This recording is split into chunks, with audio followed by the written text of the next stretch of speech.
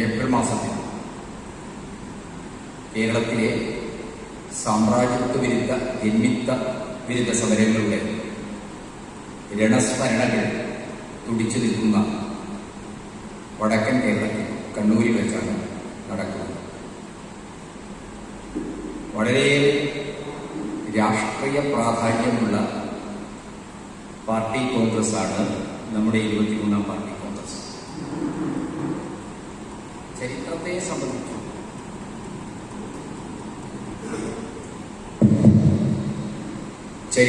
സംബന്ധിച്ചു വളരെ പ്രധാനപ്പെട്ട സ്മരണകളെ അയവിറക്കിക്കൊണ്ട് കടന്നു പോകുന്ന ഒരു സന്ദർഭത്തിലുമാണ് നമ്മുടെ സമ്മേളനം. ഒന്നാമതായി ഇന്ത്യൻ കമ്മ്യൂണിസ്റ്റ് പാർട്ടിയുടെ രൂപീകരണത്തിന്റെ ശതാബ്ദി വർഷം കടന്നുപോയിരിക്കുന്നു. മലബാറിൽ സംഘടിത തൊഴിലാളി കർഷക പ്രസ്ഥാനങ്ങൾക്ക് രാഷ്ട്രീയ രൂപാന്തരം ഉണ്ടാകുന്നതിൽ വിപ്ലവകരമായ സാഹചര്യമൊരുക്കിയ മലബാറിലെ മാപ്പിള കുടിയാൻ കക്ഷിക്കാരുടെ ഐതിഹാസികമായ മലബാർ സമരമെന്ന് ചരിത്രം വിശേഷിപ്പിക്കുന്ന കർഷക സമരത്തിന്റെ സാമ്രാജ്യത്വ വിരുദ്ധ ദേശീയ സമരത്തിന്റെ 100-ാം വാർഷികത്തിലാണ് ഈ സമ്മേളനം നടക്കുന്നത്. അതിലെല്ലാം അപ്പുറത്ത് ഇന്ത്യയുടെ ദേശീയ സ്വാതന്ത്ര്യ സമരത്തിന്റെ ചരിത്രഗതിയിൽ രൂപപ്പെട്ട കമ്മ്യൂണിസ്റ്റ് പാർട്ടിയും ബ്രിട്ടീഷുകാരെയും അവർക്ക് ഇന്ത്യയിൽ സാമൂഹ്യാടിസ്ഥാനമായി വർദ്ധിച്ച ജന്മിത്വത്തെയും നാട് കടത്താനും തകർക്കാനുമായി ഒരുങ്ങുന്ന ഇന്ത്യൻ ജനതയുടെ ത്യാഗപൂർണമായ സമരാനുഭവങ്ങളുടെ വിജയമെന്ന നിലക്കാണ് 1947 നമുക്ക് സ്വാതന്ത്ര്യം ലഭിച്ചു. ആ സ്വാതന്ത്ര്യലബ്ധിയുടെ 75-ാം വർഷത്തിൽ പ്ലാറ്റിനം ജൂബിലിയിലാണ് CPM-ന്റെ 23-ാം പാർട്ടി കോൺഗ്രസ് നടക്കുന്നത്. രാഷ്ട്രീയവും ചരിത്രപരവുമായി വളരെ പ്രസക്തമായ ഒരു സന്ദർഭത്തിൽ ഈ സമ്മേളനം നടക്കുമ്പോൾ മനുഷ്യരാശിയെ സംബന്ധിച്ചിടത്തോളം അത് ഇതിനു മുമ്പ് അഭിമുഖീകരിച്ചിട്ടുള്ളതിൽ നിന്ന് വ്യത്യസ്തമാണ്. ഏറ്റവും അപകടകാരിയായ നിരന്തരമായ മ്യൂട്ടേഷനിലൂടെ ഉൾപരിവർത്തനത്തിലൂടെ മനുഷ്യ സമൂഹത്തെ പിടിവിടാതെ പിന്തുടരുന്ന ഒരു മഹാവൈറസ് സൃഷ്ടിച്ച അത്യാഹിതങ്ങളുടെയും അതിൽ നിന്നുള്ള മനുഷ്യ സമൂഹത്തിന്റെ അതിജീവനങ്ങളുടെയും ഒരു ചരിത്രഘട്ടത്തിൽ കൂടിയാണ് നമ്മുടെ പാർട്ടിയുടെ 23-ാം പാർട്ടി കോൺഗ്രസ് നടക്കുന്നത്. അതിന്റെ ഭാഗമായി സഹാക്കളോട് സൂചിപ്പിച്ചതുപോലെ ബ്രാഞ്ച് സമ്മേളനങ്ങളെല്ലാം പൂർത്തീകരിച്ച് വളരെ ആവേശകരമായ അനുഭവങ്ങളിലൂടെ നമ്മൾ പാർട്ടിയുടെ തിരഞ്ഞെടുക്കപ്പെട്ട അടിസ്ഥാന ഘടകമായ ലോക്കൽ സമ്മേളനങ്ങളിലൂടെ കടന്നു പോവുകയാണ്. രാജ്യത്തെ ബാധിക്കുന്ന, ജനങ്ങളെ ബാധിക്കുന്ന, ജനങ്ങളെ അവർ നേരിടുന്ന ചൂഷണത്തിനും മർദ്ദനങ്ങൾക്കുമെതിരായിട്ട് സംഘടിതമാക്കുന്ന കമ്മ്യൂണിസ്റ്റ് പാർട്ടി അതിന്റെ അനുഭവങ്ങളും ആ അനുഭവങ്ങളിലൂടെ 22-ാം പാർട്ടി കോൺഗ്രസിന് ശേഷം അത് മുന്നോട്ട് വെച്ച പ്രവർത്തനങ്ങൾ, അതിലൂടെ അതിനുണ്ടാക്കാൻ കഴിഞ്ഞ നേട്ടങ്ങൾ, അതിന്റെ പിഴവുകൾ, കുറവുകൾ, അതിന്റെ ബലദൗർബല്യങ്ങൾ എല്ലാം പരിശോധിച്ചുകൊണ്ട് രാഷ്ട്രീയമായും സംഘടനാപരമായും ശരിയായ നിലപാടുകളിലേക്ക് എത്തിച്ചേരാനുള്ള ആശയ രൂപീകരണത്തിന്റെ ബൃഹത്തായ ഒരു പ്രക്രിയയാണ് കമ്മ്യൂണിസ്റ്റ് പാർട്ടികളെ സംബന്ധിച്ചിടത്തോളം അതിന്റെ സമ്മേളനങ്ങൾ. ആ സമ്മേളന പ്രക്രിയയുടെ ഭാഗമായിട്ടാണ് ഇപ്പോൾ നിങ്ങളുടെ ലോക്കൽ സമ്മേളനത്തിന്റെ ഭാഗമായിട്ട് മലബാറിന്റെയും കേരളത്തിന്റെയും ഇന്ത്യയുടെയും സാമ്രാജ്യത്വ വിരുദ്ധ സമര ചരിത്രത്തിലെ അപൂർവവും ധീരോദാത്തവുമായ ഒരു സമര ചരിത്രത്തെ, മലബാർ സമരത്തെ, മലബാർ വിപ്ലവത്തെ, മലബാർ കലാപമെന്ന് പരക്കെ നമ്മൾ പേരിട്ട് വിളിക്കുന്ന സാമ്രാജ്യത്വ വിരുദ്ധ ജന്മിത്ത വിരുദ്ധ സമരത്തിന്റെ 100-ാം വർഷം എന്ന നിലക്ക് അതിന്റെ സ്മരണ പുതുക്കിക്കൊണ്ട് നമ്മൾ ഇന്ന് ആ വിഷയം ചർച്ച ചെയ്യുന്നു. ഈ 100-ാം വാർഷികം വളരെ വിവാദപരമായിട്ടാണ് കടന്നു വന്നത്. എന്തുകൊണ്ടാണെന്ന് സഹാക്കൾക്ക് അറിയാം. ഇന്ത്യയുടെ സാംസ്കാരിക വിദ്യാഭ്യാസ വകുപ്പിന് കീഴിൽ പ്രവർത്തിക്കുന്ന ICHR, Indian council four historical research, അവരുടെ ഒരു ഉപസമിതി നമ്മുടെ സാംസ്കാരിക വകുപ്പിന് നൽകിയിരിക്കുന്ന ഒരു റിപ്പോർട്ടിൽ പറയുന്നത് മലബാർ കലാപം ഇന്ത്യയുടെ ദേശീയ സ്വാതന്ത്ര്യ സമരത്തിന്റെ ഭാഗമായിരുന്നില്ല എന്നാണ്. എന്നു മാത്രമല്ല, മലബാർ കലാപത്തിലെ രക്തസാക്ഷികൾ ഇന്ത്യയുടെ ദേശീയ സ്വാതന്ത്ര്യ സമരത്തിന്റെ രക്തസാക്ഷി പട്ടികയിൽ നിന്ന്, അതിന്റെ 5-ാം പാഠ്യത്തിൽ നിന്ന് വെട്ടിമാറ്റണം, അവരുടെ പേരുകൾ വെട്ടണം എന്ന നിർദ്ദേശം ഇന്ത്യ ഭരിക്കുന്ന പാർട്ടിയുടെ സംഘപരിവാറിന്റെ ഇംഗിതമനുസരിച്ച് ICHR-ന്റെ ഒരു ഉപസമിതി റിപ്പോർട്ട് സമർപ്പിച്ചിരിക്കുന്നു. ആ റിപ്പോർട്ട് ഉണ്ടാക്കിയ ആളുകൾ മലയാളികളാണെന്നതാണ് ഏറ്റവും കൗതുകകരമായ മറ്റൊരു വസ്തുത. ഡോക്ടർ ഐസക്കിനെ പോലുള്ള, പ്രൊഫസർ ഹരിദാസിനെ പോലുള്ള ആളുകളാണ്. അവർക്ക് രാജ്യത്തിന്റെ അല്ല, മനുഷ്യരാജ്യങ്ങളുടെ ചരിത്രവുമായിട്ട് അധ്യാപക പണിയെടുത്തു. തങ്ങൾ കോളേജുകളിൽ പഠിപ്പിച്ചു. സ്വകാര്യ കോളേജുകളിലെ അധ്യാപകരാണ് ഐസക്കും ഹരിദാസും. അതിനപ്പുറത്ത് നമ്മുടെ ചരിത്രവുമായി ബന്ധപ്പെട്ട ഏതെങ്കിലും രീതിയിലുള്ള പഠന ഗവേഷണങ്ങളോ സ്വന്തമായ ഒരു പുസ്തകം പോലും എഴുതി പ്രസിദ്ധീകരിക്കുകയോ ചെയ്യാത്ത മരമണ്ടന്മാരായ ചരിത്ര നിഷേധികളാണ് ഐതിഹാസികമായ മലബാർ സമരത്തെ ഇന്ത്യയുടെ സ്വാതന്ത്ര്യ സമരത്തിന്റെ ഭാഗമല്ല എന്നും വാര്യകുന്നത്തും കുഞ്ഞമ്മദ് ഹാജിയും ആലിയും ശരിയാരും വടക്കേ വീട്ടിൽ മുഹമ്മദും ഒക്കെ ഉൾക്കൊള്ളുന്ന മലബാറിലെ കുടിയാൻ സമരത്തിന്റെയും മലബാറിലെ ഖിലാഫത്ത് പ്രസ്ഥാനത്തിന്റെയും മലബാറിലെ ദേശീയ സ്വാതന്ത്ര്യ സമരത്തിന്റെയും ധീരന്മാരായ നേതാക്കൾ, രക്തസാക്ഷിത്വം വരിച്ച വിപ്ലവകാരികൾ, അവർ സ്വാതന്ത്ര്യ സമര സേനാനികളായിരുന്നില്ല. മാർട്ടിയസ് ഡിക്ഷണറിയുടെ 5-ാം പാഠ്യത്തിൽ നിന്ന് അവരുടെ പേരുകൾ വെട്ടിമാറ്റണം എന്ന നിർദ്ദേശം നൽകിയിരിക്കുന്നത്. എനിക്കും ഡോക്ടർ ഐസക്കും പ്രൊഫസർ ഐസക്കുമായി ചില സംവാദങ്ങളിൽ ഈ സാഹചര്യത്തിൽ ഇടപെടേണ്ടി വന്നു. ഞാൻ പങ്കെടുത്ത ഒരു സംവാദത്തിൽ അദ്ദേഹം വാദിച്ചുറപ്പിക്കാൻ ശ്രമിച്ചത് ചരിത്രവുമായിട്ട് യാതൊരു ബന്ധവുമില്ലാത്ത ചില വാദങ്ങൾ ഉയർത്തിയിട്ടുണ്ട്. ICHR-ന് വേണ്ടി അദ്ദേഹം തയ്യാറാക്കിയ റിപ്പോർട്ടിൽ ICHR-ന്റെ വാദം എന്താണ്? മലബാർ സമരം തുർക്കി സുൽത്താനേറ്റിനെ പുനഃസ്ഥാപിക്കാൻ വേണ്ടി ബ്രിട്ടീഷുകാർ സ്ഥാനഭ്രഷ്ടമാക്കിയ തുർക്കി ഖലീഫയെ വീണ്ടും അധികാരത്തിൽ കൊണ്ടുവരാൻ വേണ്ടി മലബാറിലെ മാപ്പിളമാർ നടത്തിയ ഹിന്ദു വിരുദ്ധ കലാപമാണ്, അത് ഹിന്ദു വംശഹത്യയാണ് എന്നാണ് അദ്ദേഹം പറഞ്ഞത്. ആ വാദങ്ങൾ നമുക്ക് പരിശോധിക്കണം. ആ വാദങ്ങൾ പരിശോധിക്കുന്നതിനാമുഖമായി ഞാൻ ഒരു കാര്യം പറയാം. ചരിത്രത്തെ നമ്മൾ എപ്പോഴും മനസ്സിലാക്കേണ്ടത് അതിനെ നിർണയിച്ച വർഗശക്തികളിൽ നിന്നും അത് സംഭവിച്ച കാലഘട്ടത്തെ, സാഹചര്യപരമായ ആ കാലഘട്ടത്തെ പരിശോധിച്ചുകൊണ്ടുമാണ്. മലബാർ കലാപം ഖിലാഫത്ത് പ്രസ്ഥാനത്തിന്റെ ഭാഗമായി. എന്താ ഖിലാഫത്ത് പ്രസ്ഥാനം? ബ്രിട്ടീഷ് സാമ്രാജ്യത്തിനെതിരായിട്ട് ലോകമെമ്പാടുമുള്ള മുസ്ലിങ്ങൾ തുർക്കി സുൽത്താനോട് ബ്രിട്ടീഷുകാരും അമേരിക്കക്കാരും ഫ്രഞ്ചുകാരും അടങ്ങുന്ന പാശ്ചാത്യ സാമ്രാജ്യ ശക്തികൾ കാണിച്ച അനീതിക്കെതിരായിട്ടുള്ള ലോക മുസ്ലിങ്ങളുടെ പ്രതിഷേധമാണ്. അതിലേക്ക് വരുമ്പോൾ നമുക്ക് കാണാൻ കഴിയുന്ന ഇവിടെ RSSകാർ തുർക്കി സുൽത്താന് വേണ്ടി ഇവിടെ മാപ്പിളമാർ സമരം. അതെങ്ങനെയാണ് ഇന്ത്യയുടെ ദേശീയ സ്വാതന്ത്ര്യ സമരത്തിന് വേണ്ടിയുള്ള സമരമായി പരിഗണിക്കാൻ കഴിയുക എന്ന ലളിത യുക്തി ഉപയോഗിച്ചാണ് തങ്ങളുടെ വാദങ്ങളെ, അപരാധപൂർണമായ ചരിത്ര നിഷേധത്തെ അവർ ന്യായീകരിച്ചുകൊണ്ടിരിക്കുന്നത്. എന്തുകൊണ്ടാണ് തുർക്കി സുൽത്താനെതിരായിട്ട് സമരം വന്നത്? നമ്മൾ മാർക്സിസ്റ്റുകളാണ്. 1908-ലാണ് തുർക്കി സുൽത്താനെതിരായിട്ട് ബ്രിട്ടീഷ് സാമ്രാജ്യവും അമേരിക്കയും ഫ്രാൻസും ഒക്കെ അടങ്ങുന്ന പാശ്ചാത്യ സാമ്രാജ്യ ശക്തികൾ നടത്തുന്ന നീക്കങ്ങളെ കഠിനമായ ഭാഷയിൽ വിമർശിച്ചുകൊണ്ട് മഹാനായ ലെനിൻ, അന്നത്തെ സോവിയറ്റ് കമ്മ്യൂണിസ്റ്റ് പാർട്ടിയുടെ RSDPയുടെ, Russian social democratic labour party എന്നാണ് സോവിയറ്റ് കമ്മ്യൂണിസ്റ്റ് പാർട്ടിയുടെ ആദ്യത്തെ പേര്. RSDPയുടെ മുഖപത്രമായ ഓളിത്യാറിയിൽ ഒരു ലേഖനമുണ്ട്. ആ സമയത്ത് ലെനിൻ റഷ്യയിലെ പെട്രോഗാഡിലെ റെയിൽവേ കോളനിയിൽ അണ്ടർഗ്രൗണ്ട് ജീവിതം, ഒളിവ് ജീവിതം നയിക്കുന്ന ഘട്ടം. ഒളിവിൽ നിന്നുകൊണ്ട് സഖാവ് ലെനിൻ തുർക്കി സുൽത്താനെതിരായി ബ്രിട്ടീഷുകാർ നടത്തുന്ന അനീതികരമായ കടന്നാക്രമണങ്ങൾ വിമർശിച്ചുകൊണ്ട് ശക്തമായ ഒരു ലേഖനം എഴുതി. ആ ലേഖനത്തിൽ ലെനിൻ സൂചിപ്പിച്ചത് തുർക്കി സുൽത്താനെതിരെ അധികാരം വ്യക്തമാക്കാൻ ബ്രിട്ടനും അമേരിക്കയും ഫ്രാൻസും ഒക്കെ അടങ്ങുന്ന പാശ്ചാത്യ സാമ്രാജ്യത്വ ശക്തികൾ നടത്തുന്ന ശ്രമങ്ങൾ ഒരു കാരണവശാലും അംഗീകരിക്കാനാവുന്നതല്ല.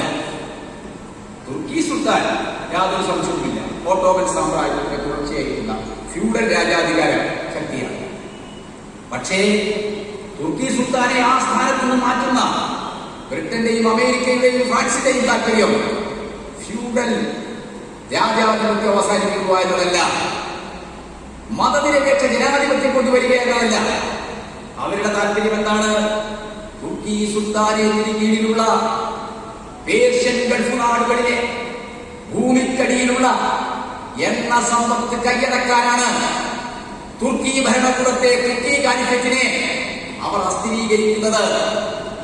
ഇത് മധ്യപൂർവദേശത്തേക്കും പശ്ചിമേഷ്യൻ മേഖലയിലേക്കും കടന്നു കയറാൻ തുർക്കി സുൽത്താന്റെ ഭരണത്തെ ഇല്ലാതാക്കുക എന്ന തന്ത്രമാണ് ബ്രിട്ടൻ പ്രയോഗിക്കുന്നത്. എന്താ കാര്യം? 19ാം നൂറ്റാണ്ടിന്റെ അവസാന പാദങ്ങളിലാണ് പേർഷ്യൻ ഗൾഫ് എന്ന് നമ്മൾ വിളിക്കുന്ന അറേബ്യൻ ഉപദ്വീപ്, ആ അറേബ്യൻ ഉപദ്വീപിന്റെ ഭൂമിക്കടിയിൽ അക്ഷയമായ സമൃദ്ധമായ ഏറ്റവും ഊർജ്ജദായകത്വവും ഇന്ധനക്ഷമതയുമുള്ള ഒരു ഫോസിൽ ഇന്ധന നിക്ഷേപമുണ്ട് എന്ന് ശാസ്ത്രം കണ്ടെത്തി, വിദഗ്ധന്മാർ കണ്ടെത്തി. ഈ എണ്ണ കൽക്കരിയേക്കാൾ, പെട്രോളിനേക്കാൾ ഇന്ധനക്ഷമതയും സംസ്കരണ സാധ്യത എളുപ്പമായിട്ടുള്ളതുമായാണ്. ചെലവ് കുറഞ്ഞ ഊർജം, അതാണ് പെട്രോളിയം. ആ പെട്രോളിയം നിക്ഷേപം പേർഷ്യൻ ഗൾഫ് നാടുകളുടെ ഭൂമിക്കടിയിലുണ്ട് എന്ന് പര്യവേഷണ റിപ്പോർട്ടുകൾ വന്നപ്പോൾ ലോക സാമ്രാജ്യ ശക്തികൾ അങ്ങോട്ടേക്ക് കണ്ടുവച്ചു. എന്താ കാര്യം? ഇന്ധനത്തിന് മുകളിൽ, ഊർജത്തിന് മുകളിൽ ആധിപത്യമുള്ള ആളുകളാണ്. ലോകത്തിന്റെ അതിനായകന്മാരാവുക. ബ്രിട്ടൻ സൂര്യനസ്തമിക്കാത്ത ഒരു സാമ്രാജ്യത്വമായി നൂറ്റാണ്ടുകൾ വിരാജിച്ചത് എന്തുകൊണ്ടാണ്? ആധുനിക സമൂഹത്തിന് ആവശ്യമായിട്ടുള്ള ഊർജോത്പാദനത്തിനുള്ള ഇന്ധനം കൽക്കരി. ലോകത്തിലെ കൽക്കരി ഖനികളുടെ ബഹുഭൂരിപക്ഷവും ഉടമസ്ഥത ബ്രിട്ടീഷ് കാർട്ടലുകൾക്കായിരുന്നു, ബ്രിട്ടീഷ് സിൻഡിക്കേറ്റുകൾക്കായിരുന്നു. ലെനിന്റെ സാമ്രാജ്യത്വ മുതലാളിത്തത്തിന്റെ പരമോന്നത ഘട്ടം എന്ന പുസ്തകം വായിക്കുമ്പോൾ ലെനിൻ കണക്കൊക്കെ പറയുന്നു. പുസ്തകം വായിക്കുമ്പോൾ പലപ്പോഴും ഈ കുത്തിട്ട് ഡോട്ടിട്ട് അഴിയുന്ന വിശദീകരണം നമ്മളാരും ശ്രദ്ധിക്കാറില്ല. ലെനിൻ കൃത്യമായി സൂക്ഷ്മമായ രീതിയിൽ തന്നെ ലോകത്തിലെ ഊർജഖനികളുടെ, കൽക്കരി ഖനികളുടെ ഉടമസ്ഥതയുടെ മഹാഭൂരിപക്ഷവും ബ്രിട്ടനായിരുന്നു. അതുകൊണ്ട് തന്നെയാണ് ലോകത്തെ ചലിപ്പിക്കുന്ന ഇന്ധന രൂപങ്ങളുടെ ഉടമയായതുകൊണ്ടാണ് ബ്രിട്ടൻ ലോകത്തെ അടക്കി വലിക്കുന്ന, സൂര്യസ്തമിക്കാത്ത, അതിരുകളില്ലാത്ത ഭൂപ്രദേശങ്ങളുള്ള ഭൂഖണ്ഡങ്ങളെ കീഴടക്കി വലിക്കാൻ കഴിയുന്ന ഒരു സാമ്രാജ്യത്വ ശക്തിയായി മാറിയത്. സൂര്യൻ അസ്തമിക്കാത്ത ആ സാമ്രാജ്യത്തിന്റെ അടിത്തറയായിരുന്ന വിഭവം, ഊർജരൂപമായ, ഇന്ധന രൂപമായ കൽക്കരി ഖനികൾക്ക് മുകളിലുള്ള ആധിപത്യമായിരുന്നു.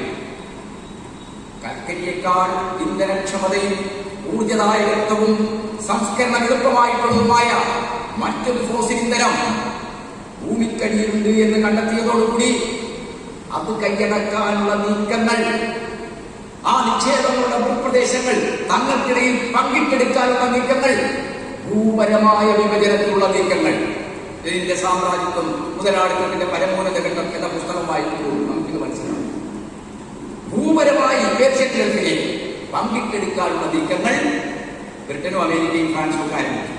ആ ഒരു ചരിത്രഘട്ടത്തിലാണ് ഫ്രഞ്ച് പെട്രോളിയം, ബ്രിട്ടീഷ് പെട്രോളിയം, അമേരിക്കയുടെ ലോകത്തിലെ അന്നത്തെ ഏറ്റവും മുൻനിരയിലുള്ള സ്റ്റാലിനുമായി ഉൾപ്പെടെയുള്ള എണ്ണ കുത്തകകൾ, എണ്ണക്കാത്തുകൾ, പിന്നീട് നമ്മൾ ബഹുരാഷ്ട്ര കുത്തകകൾ എന്നൊക്കെ വിളിക്കുന്ന അന്താരാഷ്ട്ര കോർപ്പറേറ്റുകൾ രൂപം കൊണ്ടത്. എണ്ണ വിഭവങ്ങൾ, നിക്ഷേപങ്ങളായുള്ള ഭൂപ്രദേശങ്ങൾ തങ്ങൾക്കിടയിൽ പങ്കിട്ടെടുക്കാനാണ്. അതിന് തടസ്സം നിൽക്കുന്ന തുർക്കി സുൽത്താൻ ഭരണത്തെ അസ്ഥിരീകരിക്കാനും തകർക്കാനും, തുർക്കി സുൽത്താനെ സ്ഥാനനിഷ്ഠമാക്കാനുള്ള ശ്രമം ബ്രിട്ടൻ ആരംഭിച്ചു. സഖാവ് ലെനിൻ ഇതിൽ ശക്തമായ പ്രതിഷേധം രേഖപ്പെടുത്തി. എന്നിട്ടും ലോകമെമ്പാടുമുള്ള തൊഴിലാളികൾക്കോട് മാത്രമല്ല, പൗരസ്ത്യ രാജ്യങ്ങളിലെ ദേശീയ വിമോചന പ്രസ്ഥാനങ്ങളോട്, ഏഷ്യയിലെ, ആഫ്രിക്കയിലെ, ലാറ്റിൻ അമേരിക്കയിലെ ഒക്കെ തന്നെ സാമ്രാജ്യത്വ വിരുദ്ധ, കോളനി വിരുദ്ധ സമരം നടത്തുന്ന ദേശീയ വിമോചന പ്രസ്ഥാനങ്ങളോട് സഖാവ് ലെനിൻ പറഞ്ഞു, നിങ്ങൾ തുർക്കി സുൽത്താനെ അസ്ഥിരീകരിക്കുന്ന സാമ്രാജ്യത്വ അധിനിവേശത്തിനെതിരായിട്ട് രംഗത്ത് വരണം. ആഗോളതലത്തിൽ കോളനിവൽക്കരണത്തിനും കോളനി ആധിപത്യത്തിനെതിരായിട്ടുള്ള സമരങ്ങളിൽ തുർക്കി സുൽത്താനെതിരായിട്ടുള്ള ബ്രിട്ടന്റെയും അമേരിക്കയുടെയും ഫ്രാൻസിന്റെയും ഒക്കെ കടന്നുകയറ്റം വളരെ പ്രധാനപ്പെട്ട ഒന്നാണ്. അത് സാർവദേശീയ തലത്തിൽ തന്നെ സാമ്രാജ്യത്വ വിരുദ്ധ, കോളനി വിരുദ്ധ സമരങ്ങൾക്ക് ശക്തി പകരുമെന്ന് സഖാവ് ലെനിൻ പറഞ്ഞു. ലെനിന്റെ പൗരസ്ത്യ രാജ്യങ്ങളിലെ ദേശീയ വിമോചന പ്രസ്ഥാനങ്ങളെ സംബന്ധിച്ച പ്രഭാതം പ്രസിദ്ധീകരിച്ചത് മോസ്കോ പബ്ലിക്കേഷൻസ് ഇംഗ്ലീഷിൽ 1935 സമാഹരിച്ച് പ്രസിദ്ധീകരിച്ചതും മലയാളത്തിൽ പ്രഭാത് മക്കൾസ് പ്രസിദ്ധീകരിച്ചതുമായ ഒരു പുസ്തകമുണ്ട്. ലെനിന്റെ സമാഹൃത കൃതികളിൽ ഇതെല്ലാം നമുക്ക് ലഭ്യവുമാണ്. പൗരസ്ത്യ രാജ്യങ്ങളിലെ ദേശീയ വിമോചന പ്രസ്ഥാനങ്ങളെ സംബന്ധിച്ച ലെനിന്റെ തിസീസിൽ, ലെനിന്റെ നിരീക്ഷണങ്ങളിൽ തുർക്കി സുൽത്താനെതിരായിട്ടുള്ള ബ്രിട്ടന്റെ കടന്നുകയറ്റം അതിശക്തമായ ഭാഷയിൽ വിമർശിക്കപ്പെട്ടു, എതിർക്കപ്പെട്ടു. തുർക്കി സുൽത്താന് വേണ്ടി ശബ്ദിക്കാൻ അറബ് ലോകത്തെ ജനങ്ങളോട് മാത്രമല്ല, ഏഷ്യയിലെ, ആഫ്രിക്കയിലെ ജനങ്ങളോട് പറഞ്ഞു. ലെനിനെ പോലെ തന്നെ ഈ വിഷയം മനസ്സിലാക്കിയ മറ്റൊരു ലോക നേതാവായിരുന്നു ഇന്ത്യയുടെ മഹാത്മാവ് നമ്മുടെ ഗാന്ധിജി. തുർക്കി സുൽത്താനത്തിനെ അധികാരത്തിൽ പുറന്തള്ളിക്കൊണ്ട് തുർക്കിയിൽ തങ്ങളുടെ പാവഗോറമ്പിനെ നിയമിച്ച് അറബ് ഗൾഫ് മേഖലകളെ ആകെ തങ്ങൾക്കിടയിൽ വിഭജിച്ചെടുക്കാൻ, തങ്ങളുടെ കോളനികളാക്കാൻ സാമ്രാജ്യ ശക്തികൾ നടത്തിയ നീക്കങ്ങളുടെ ഭാഗമാണ് ഖിലാഫത്തിനെ തകർത്തത്, കാലിഫേറ്റിനെ തകർത്തത്. അതുകൊണ്ട് കാലിഫേറ്റിന്റെ പുനഃസ്ഥാപനത്തിന് വേണ്ടി ഇന്ത്യൻ ദേശീയ പ്രസ്ഥാനം ഉണ്ടാവാൻ എന്ന് ഗാന്ധി പറഞ്ഞു. അങ്ങനെയാണ് 1918 അമൃത്സർ AICC സമ്മേളനത്തിൽ, AICCയുടെ ഉദ്ഘാടന സമ്മേളനത്തിന് ശേഷം ആ സമ്മേളനത്തിലെ ഏറ്റവും പ്രധാന സെക്ഷനായി നടന്നത് ഖിലാഫത്ത് സമ്മേളനമാണ്. ഗാന്ധിജിയുടെ മേൽനോട്ടത്തിൽ, കാർമ്മികത്വത്തിൽ മൗലാന ഷൗക്കത്ത് അലിയും മൗലാന മുഹമ്മദ് അലിയും മുൻകൈയെടുത്ത് നടത്തിയ ആ സമ്മേളനത്തിൽ ബ്രിട്ടൻ തുർക്കി സുൽത്താനേറ്റിനോട് കാണിച്ച അനീതിക്കെതിരെ കടുത്ത ഭാഷയിൽ പ്രതിഷേധം രേഖപ്പെടുത്തുന്ന ഒരു പ്രമേയം അവതരിപ്പിച്ചു. അതിന്റെ ചർച്ച നടന്നു, പ്രമേയം അംഗീകരിച്ചു. സാധാരണ നമ്മളൊക്കെ എന്താ സമ്മേളനത്തിൽ പ്രമേയം അംഗീകരിച്ചാൽ ചെയ്യാം, മിനിറ്റ്സിന്റെ ഫയൽ എഴുതിയിട്ട് പിന്നീട് കമ്മിറ്റി കൂടുമ്പോൾ ചർച്ച ചെയ്യാം. പക്ഷേ Amritsar AICC Indian national Congress സംഘടിപ്പിച്ച ഖിലാഫത്ത് സമ്മേളനത്തിൽ ആ സമ്മേളനം അംഗീകരിച്ച പ്രമേയം തുർക്കി സുൽത്താനത്തിനെ പുനഃസ്ഥാപിക്കണം എന്ന പ്രമേയം.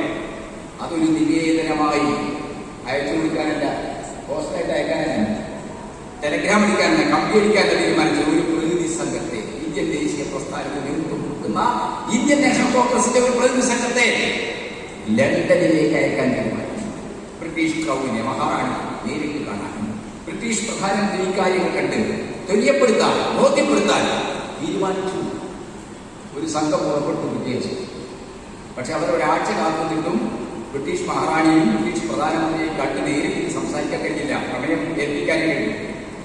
അവർ തിരിച്ചു വന്നപ്പോൾ ഇന്ത്യൻ നാഷണൽ കോൺഗ്രസ് സാർവദേശീയ സമൂഹത്തോട് ബ്രിട്ടൻ കാണിച്ച ഏറ്റവും വലിയ അപരാധമാണ്, കുറ്റമാണ് തുർക്കി സുൽത്താനത്തിനെ അധികാരം വ്യക്തമാക്കിയത്.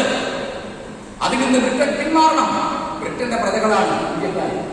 അതുകൊണ്ട് ഞങ്ങൾക്ക് ബ്രിട്ടന്റെ ആ നിലപാടോട് യോജിക്കാൻ പറ്റുന്ന കാര്യം ബ്രിട്ടനെ ബോധ്യപ്പെടുത്താൻ വേണ്ടി വീണ്ടും AICCയുടെ വർക്കിംഗ് കമ്മിറ്റി ഒരു പ്രതിനിധി സംഘത്തെ, ഒരു ഡെലിഗേഷനെ ലണ്ടനിലേക്ക് അയച്ചു. ഞാൻ ഈ ചരിത്രമൊക്കെ പറയുന്നത് എന്തുകൊണ്ടാണെന്നറിയോ? അന്നത്തെ കോൺഗ്രസ് പാർട്ടി, അന്നത്തെ ദേശീയ നേതൃത്വം ഖിലാഫത്തിനോട് ബ്രിട്ടൻ കാണിച്ച അനീതിക്കെതിരായിട്ട് എത്ര പ്രതിബദ്ധതയോടുകൂടിയാണ് പ്രവർത്തിച്ചത് എന്ന് മനസ്സിലാക്കാനാണ്. മലബാറിലെ കോൺഗ്രസ് നേതാക്കന്മാർക്ക് അത് മനസ്സിലായില്ല. KP കേശവനും കേമാധവനാർക്കൊന്നും മനസ്സിലായില്ല. അവരുടെ ഉള്ളിൽ ഹിന്ദു രക്തം ഉണ്ടായി. അവരുടെ ഉള്ളിൽ മനുഷ്യരക്തത്തിനപ്പുറത്ത് എന്താണ്?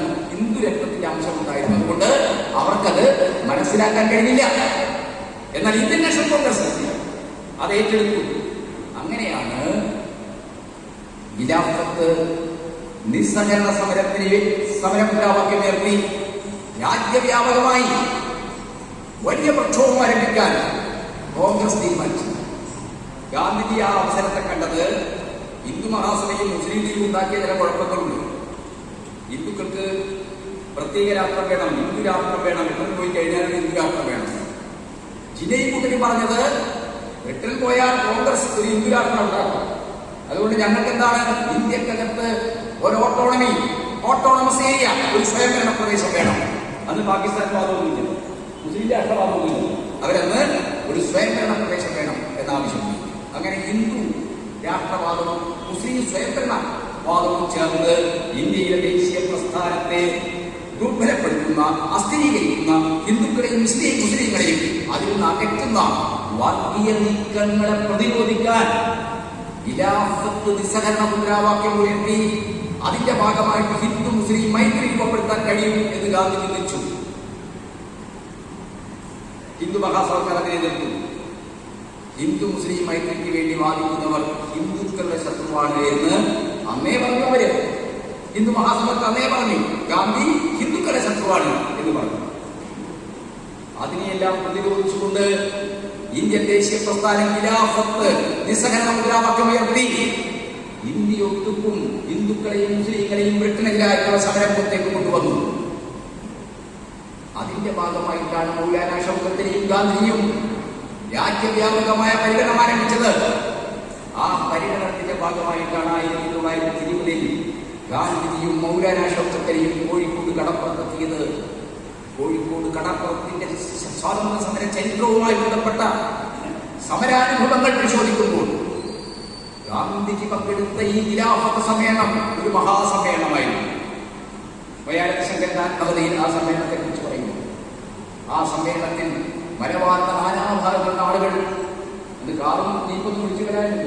ഓത്തുവണ്ടികളിലെത്തി ജനക്കൂട്ടത്തെ കുറിച്ച് ഈ ഏറനാടിന്റെ മണ്ണിൽ, വള്ളുവനാടിന്റെ മണ്ണിൽ നിന്ന് ഓത്തുവണ്ടികളിൽ നിന്ന് കോഴിക്കോട് നഗരത്തിലെത്തിയ ജനക്കൂട്ടത്തെ കുറിച്ച് മൊയാരശങ്കരൻ ഓർമ്മിക്കുന്നുണ്ട്.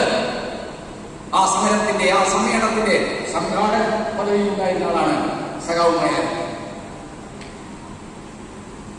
ആ കടപ്പുറം ഖിലാഫത്ത് സമ്മേളനത്തിൽ ഗാന്ധി പ്രസംഗിച്ചതിന് ശേഷം, മൗലാന ഷൗക്കത്തലി പ്രസംഗിച്ചതിന് ശേഷം ആ സമ്മേളനത്തെ അഭിസംബോധന ചെയ്ത് പ്രസംഗിച്ചത് അലിയും ശരിയാണ്.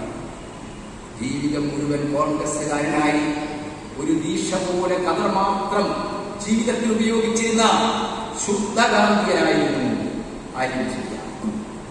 ഇസ്ലാമിക ദർശനങ്ങളിൽ നന്മയിൽ മാത്രമേ അനുസരണയുള്ളൂ എന്നും തിന്മയിൽ അനുസരണയില്ല.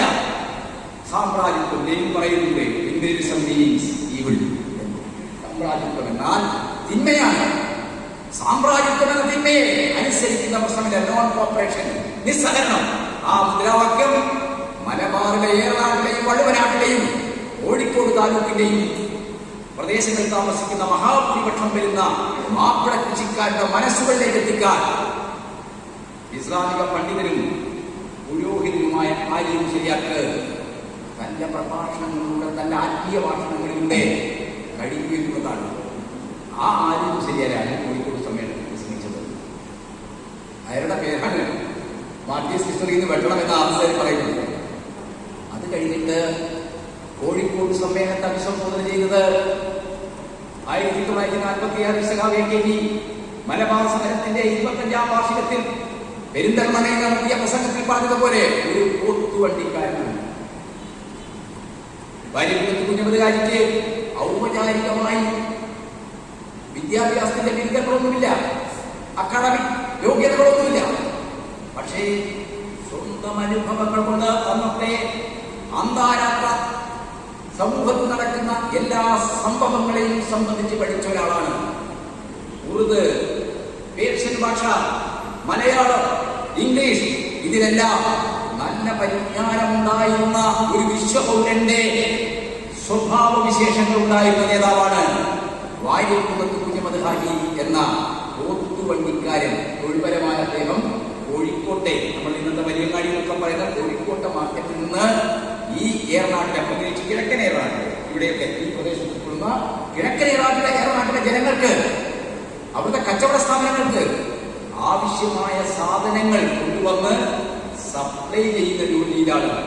അദ്ദേഹത്തിന്റെ പിതാവിന് തന്നെ 1000-ഓളം പോത്തുവണ്ടികൾ ഉണ്ടായിരുന്നാണ് പല ചരിത്രകാരന്മാരും. ആ പോത്തുവണ്ടിക്കാരനായ വാര്യംകുന്നത്ത് കുഞ്ഞഹമ്മദ് ഹാജിയാണ് ഗാന്ധി പങ്കെടുത്ത, മൗലാന ഷൗക്കത്ത് അലി പങ്കെടുത്ത കോഴിക്കോട്ടെ ഖിലാഫത്ത് സമ്മേളനത്തിൽ 3ാമതായി പ്രസംഗിച്ചു. അത് വളരെ ആവേശകരമായ ഒരു അനുഭവമായി ഏറനാടിന്റെയും വള്ളുവനാടിന്റെയും കോഴിക്കോട് താലൂക്കിന്റെയും വിവിധ പ്രദേശങ്ങളിൽ അലയടിച്ചു നിന്നു. 1920 നടന്ന മഞ്ചേരി മലബാർ പ്രദേശ് കോൺഗ്രസ് കമ്മിറ്റിയുടെ സമ്മേളനം, ഒറ്റപ്പാല സമ്മേളനം, അതിന് പാലക്കാട് സമ്മേളനം, കർഷക പ്രശ്നം എന്നത് കോൺഗ്രസിനെ സംബന്ധിച്ചിടത്തോളം ജന്മിമാരുടെ പ്രശ്നം. കസൻസ് എന്ന ജന്മിയാണ്. കുടിയാനില്ല, അതിന് കീഴിൽ പണിയെടുക്കുന്ന അടിയാളന്മാരുടെ, കീഴ്ക്കുടിയന്മാരും അടിയാളന്മാരും കോൺഗ്രസിന്റെ അജണ്ടയിലില്ല. മഞ്ചേരി സമ്മേളനമായപ്പോൾ ഇക്കാലത്ത് കോൺഗ്രസ് പ്രസ്ഥാനത്തിൽ നിന്ന് സോഷ്യലിസ്റ്റ് ഇടതുപക്ഷക്കാരായി മാറിയ വിപ്ലവകാരികളായ നേതാക്കന്മാർ കുടിയാൻ പ്രശ്നം എത്തണം. എന്താണ് മലബാറിലെ നിർബന്ധങ്ങൾ? കാണണം, ജന്മം, മര്യാദ എന്ന് പറഞ്ഞു കഴിഞ്ഞാൽ ജന്മിമാരിൽ നിന്ന് കാണമായി ഭൂമിയെടുത്ത് ഉടമസ്ഥയുള്ള ജന്മം കൊണ്ട് ഉടമസ്ഥയുള്ള ആൾക്കാർ. അതോടൊപ്പം തന്നെ എന്താണ്? മര്യാദ പാട്ട വ്യവസ്ഥ അനുസരിച്ച് ഭൂമിയിൽ കൃഷി ചെയ്യുന്ന, ഭൂമിയിൽ അവകാശമുള്ള ആൾക്കാർ. ഇത് കഴിഞ്ഞാൽ ഇതിന് കീഴിലുള്ള കീഴ്ക്കുടിയാന്മാർക്കോ, ഈ കീഴ്ക്കുടിയാന്മാർക്കും പാട്ടക്കുടിയാന്മാർക്കും അവരുടെ മണ്ണിൽ പണിയെടുത്തു കൊടുക്കുന്ന അധസ്ഥിതരും അടിമകളുമായ അടിയാളർക്കോ മണ്ണിന്റെ മുകളിൽ, ഭൂമിക്ക് മുകളിൽ ഒരവകാശം ഉണ്ടായിരുന്നില്ല. അവർ ജന്മിമാരുടെ മണ്ണിൽ പണിയെടുത്ത് വിളകൾ ഉണ്ടാക്കുന്നവർ മാത്രമായിരുന്നു. ഒരു മല ഒരാൾ അവിടെ പോയി പണിയെടുക്കുന്നു, ഒരെണ്ണം അവിടെ പോകും, അയാളുടെ കുടുംബം അവിടെ കഷ്ടപ്പെട്ട് കൊത്തിക്കിടച്ച് നന്നായിട്ട് കയ്യൊക്കെ വെച്ച് നല്ല വിളവെടുപ്പിന്റെ സമയമാകുമ്പോൾ ജന്മി വരും. ജന്മി കാര്യത്തിന് പറയും, പോരാ, നിന്റെ പണി കഴിഞ്ഞു, നിന്റെ റോഡ് കഴിഞ്ഞു, നീ അടുത്ത വെള്ളച്ചാട്ടം എന്ന് പറഞ്ഞാൽ ചതുപ്പ്, ആ ചതുപ്പ് പോയിട്ട് അവിടെ എന്താണ് കൂടം കൂട്ടി കൈവെക്കും. നീ ഇവിടെ നീ കുഴിച്ചല്ലേ കൈവെച്ചത്, ഇനി എന്താണ് വെള്ളത്തിൽ കൂടങ്ങൾ ഉണ്ടാക്കി നീ കൈവെക്കും. ഇങ്ങനെ മണ്ണിൽ പണിയെടുത്ത് വിളവെടുപ്പാകുമ്പോഴേക്കും നിഷ്ഠൂരമായ രീതിയിൽ ഒരു ദയാദാക്ഷ്യവുമില്ലാതെ കുടിയാന്മാരായ കൃഷിക്കാരെ മണ്ണിൽ നിന്ന് മണ്ണിലേക്ക്, പറമ്പിൽ നിന്ന് പറമ്പിലേക്ക് കുടിയിറക്കിക്കൊണ്ടിരുന്നു. കുടിയൊഴിപ്പിക്കൽ ഭീകരത. നിശ്ചയിക്കപ്പെട്ട പാട്ടം കൊടുക്കാനാവാതെ പാട്ട കുടിശ്ശികയാക്കി, പാട്ട ബാക്കിയാക്കി കർഷകരെ നിരന്തരമായി വേട്ടയാടിയിരുന്നു ജന്മിമാര്. ഈ ജന്മിമാർക്ക് എല്ലാ ഒത്താശയും സംരക്ഷണവും കൊടുത്തത് ബ്രിട്ടീഷ് പോലീസുകാരെ. അപ്പൊ മലബാറിലെ കൃഷിക്കാരുടെ പ്രശ്നം, കുടിയാന്മാരുടെ പ്രശ്നം ഉയർത്തണമെന്ന് കോൺഗ്രസിൽ അതിശക്തമായ അഭിപ്രായം ഉണ്ടായിട്ടുണ്ട്. 1920 മഞ്ചേരി സമ്മേളനത്തിന് മുമ്പ് വടകര പുതുപ്പണത്ത് കോൺഗ്രസ് പാർട്ടി കുടിയാൻ സമ്മേളനം സംഘടിപ്പിക്കുന്നു. കർഷകരെ കുടിയെടുത്ത് ആന്ധ്രയിൽ നിന്നുള്ള ഒരു കോൺഗ്രസിന്റെ ദേശീയ നേതാവ് അധ്യക്ഷനായിക്കൊണ്ട് സമ്മേളനം നടക്കുന്നു. ആ സമ്മേളനം 80 കുടിയാന്മാരെ മൂലയിൽ കുറുമ്പൻ എന്ന കർഷകക്കാരന്റെ നേതൃത്വത്തിൽ അന്നത്തെ മലബാറിലെ ബ്രിട്ടീഷ് ഭരണത്തിന്റെ, ബ്രിട്ടീഷ് പ്രസിഡൻസിയുടെ ആസ്ഥാനമായ മദിരാശിയിലേക്ക് ഒരു നിവേദക സംഘമായി അയക്കുന്നു. മഞ്ചേരി മലബാർ മേഖലാ സമ്മേളനം നടന്നപ്പോൾ അവിടെ ജന്മിമാരെ പുറംതള്ളിക്കൊണ്ട് പാവപ്പെട്ട കുടിയാന്മാർ, ചേർമണക്കുന്ന മനുഷ്യർ, അവര് ചെറുമരാണ്, മാപ്പിള കൃഷിക്കാരാണ്, അവരാ സമ്മേളനത്തിൽ ഭൂരിപക്ഷം ചെയ്തു. ആനിബസറ്റും KPK ശേഖരനുമൊക്കെ മഞ്ചേരി രാമയിലൊക്കെ തന്നെ ഈ കുടിയാന്മാരുടെ ഇടപെടലിനെ എതിർത്തു. അതിനെയൊക്കെ തന്നെ പുറംതള്ളിക്കൊണ്ട് മഞ്ചേരി സമ്മേളനം കുടിയാൻ അവകാശങ്ങൾക്ക് വേണ്ടി പോരാടാൻ തീരുമാനിച്ചു. കുടിയാൻ സംഘം ഉണ്ടാക്കാൻ തീരുമാനിച്ചു. അങ്ങനെയാണ് MV നാരായണ മേനോനും കാട്ടിലശ്ശേരി മുഹമ്മദ് മുസ്ലിയാരുമൊക്കെ ഈ ഏറനാടിന്റെ, വള്ളുവനാടിന്റെ ഗ്രാമാന്തരങ്ങൾ സഞ്ചരിച്ച് കുടിയാൻ സംഘം ഉണ്ടാക്കിയത്. ഗാന്ധിയുടെ ആഹ്വാനമനുസരിച്ച് ഖിലാഫത്ത് കമ്മിറ്റികൾ ഉണ്ടാക്കിയത്, കോൺഗ്രസ് യൂണിറ്റുകൾ ഉണ്ടാക്കിയത്. കോൺഗ്രസ് സെമി കേഡറാവണോ സെമി ഫുൾ കേഡറാവണോ എന്നുള്ള ചർച്ച ചെയ്യുക നമ്മുടെ ചരിത്രബോധമില്ലാത്ത സുധാകരനൊക്കെ.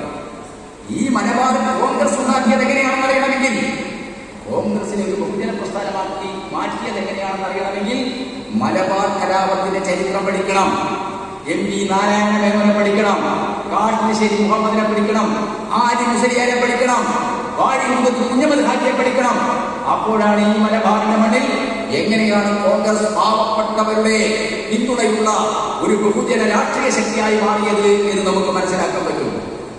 MP നാരായണ മേനോനും കാട്ടിശ്ശേരി മുഹമ്മദ് മുസലിയാരും രാവിലെ ഇറങ്ങും. പാവപ്പെട്ട ഈ ഏർനാട്ടിലെ മാപ്പിള കുടിയാന്മാരെ കാണാനാണ് പോകുന്നത്. അതുകൊണ്ട് നല്ല കതറ് കഞ്ഞിമുക്കി തേച്ച് വടിവിലാക്കിയിട്ടില്ലാതെ പോകുന്നത്. ഒരു ബനിയൻ, കണ്ടിമുണ്ട്, അരപ്പട്ട. MP നാരായണ മേനോൻ അദ്ദേഹം ആ കാലത്ത് മദിരാശി പ്രസിഡൻസി കോളേജിൽ നിന്ന് ബിരുദെടുത്താണ്. ബിരുദ പഠനത്തിന്റെ അവസാനത്തിൽ സ്വാതന്ത്ര്യ സമരമായിട്ടുള്ള അദ്ദേഹത്തിന്റെ ബന്ധം, അതുമായി ബന്ധപ്പെട്ട ചില പ്രശ്നങ്ങൾ ഉണ്ടായപ്പോൾ അദ്ദേഹം കോളേജിൽ നിന്ന് അദ്ദേഹത്തെ പുറത്താക്കി.